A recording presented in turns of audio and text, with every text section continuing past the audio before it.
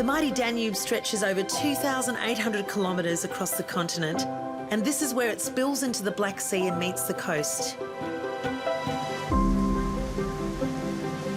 Near the river's mouth is a largely unspoilt wetland area, home to remote villages like St George and several hundred species of birds.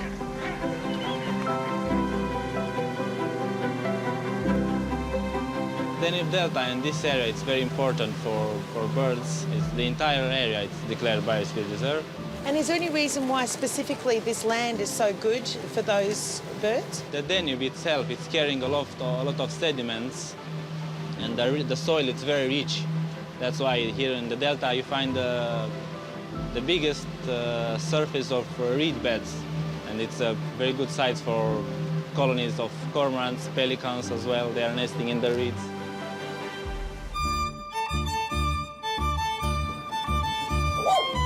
The town has just 700 permanent residents, and the only industries are fishing and farming.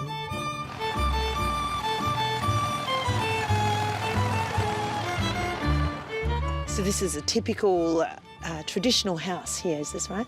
Yeah, we are in a very remote area here, St. George called village, and this kind of houses have this architecture of Russian Lipovans, which Russian Lipovans made it.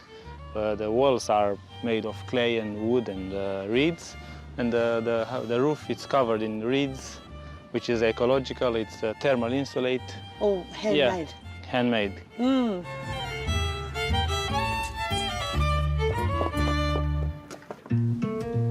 From this unique wetland region, we bid a fond farewell to our luxury river abode, Scenic Jewel, and transfer by road to the town of Cebu, a magnificent medieval gem with a distinctly German heritage. Starting with the 12th century, Transylvania invited a lot of immigrants from the parts of Germany to defend the south border of Transylvania. And then for almost 800 years, Cebu was a mainly German-speaking town. You mentioned that the Germans, at one point, all left this particular village.